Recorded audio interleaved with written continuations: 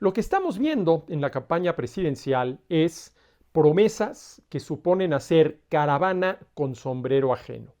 Es muy fácil obligar a los ciudadanos a aportar al erario parte del producto de su trabajo, que en eso consiste cobrar impuestos, obligar a los ciudadanos a aportar al erario para disponer de ese dinero como el político crea más conveniente. Para que usted se vuelva a sentir en las mejores condiciones de su vida. Gobernar es sinónimo de redistribuir el ingreso y sobre todo de redistribución gubernamental del ingreso, por la cual el gobierno le quita a unos lo que es producto de su trabajo, de su ingreso, para darle a otros lo que, por no ser parte de su ingreso, parte del producto de su trabajo, no le corresponde. La redistribución gubernamental del ingreso es, para decirlo muy claramente, un robo con todas las de la ley.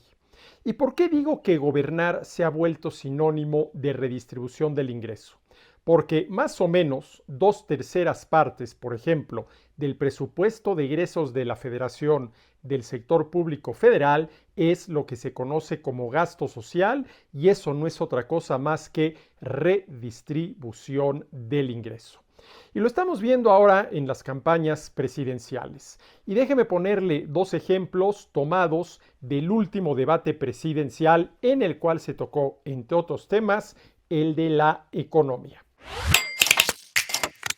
La candidata Xóchitl Gálvez propuso que, de llegar a la presidencia, exentará del pago del impuesto sobre la renta a todos los trabajadores que ganen menos de 15,000 pesos mensuales.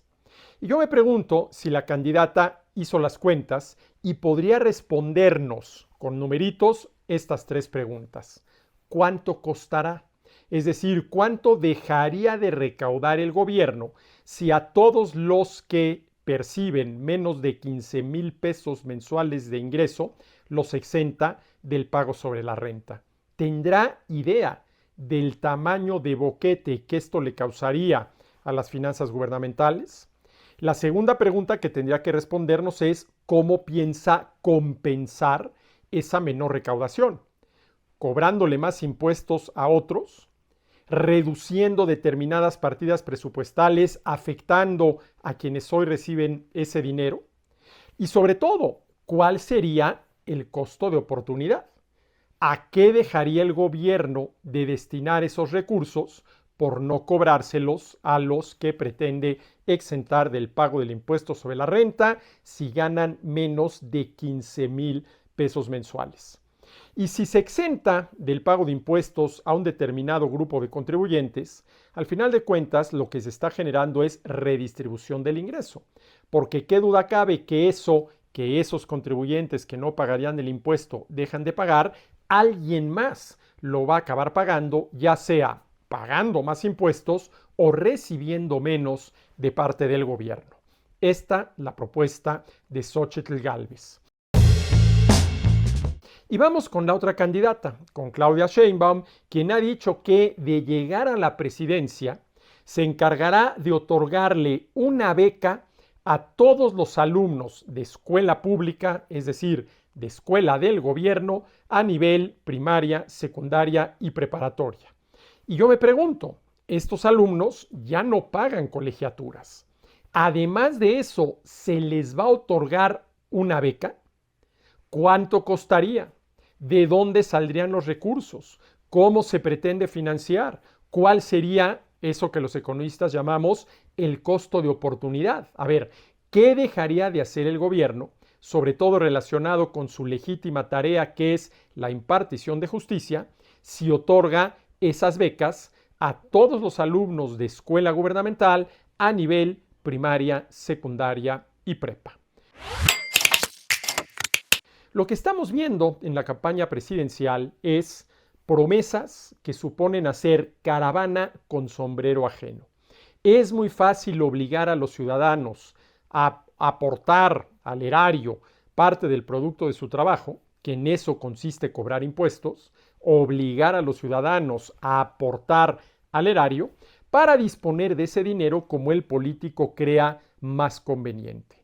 ¿Y qué es lo único, y lo repito porque lo he dicho ya varias veces aquí en este espacio, que justifica el cobro de impuestos, que justifica que el gobierno nos obligue a entregar parte del producto de nuestro trabajo, parte del producto de nuestro esfuerzo, parte de nuestros ingresos al gobierno? Lo único que lo justifica es que el gobierno, con toda honestidad y eficacia, cumpla con su legítima tarea, que es la relacionada con la impartición de justicia, que supone, en primer lugar, prohibir la violación de los derechos de las personas, en segundo lugar, prevenir la violación de los derechos y, en caso de que la prevención no sea eficaz, castigar al violador y obligarlo a resarcir a su víctima. Y sobre todo, que se le cobre el mismo impuesto a todos para darle a todos lo mismo. ¿Y qué es lo que el gobierno debe darle a todos de igual manera? Esto que yo llamo impartición de justicia. Desafortunadamente, estamos viendo en la campaña para la presidencia de la República propuestas que me parece a mí no están bien pensadas, propuestas en torno a las cuales no se han hecho las cuentas y que podrían abrir un boquete mayor en las ya deterioradas finanzas del gobierno. Ya veremos en qué termina todo esto, pero es verdaderamente increíble cómo los políticos, sobre todo cuando están en campaña, hacen caravana con sombrero ajeno, disponiendo del dinero de los demás para financiar tareas que, bien pensadas las cosas, nada tienen que ver con la legítima tarea del gobierno, que es la impartición de justicia en sus dos vertientes, castigar a los delincuentes y obligarlos a resarcir. ¿Qué va a resultar de todo esto? Pues no lo sabemos y por ello la moneda está en el aire, estamos en medio de un volado.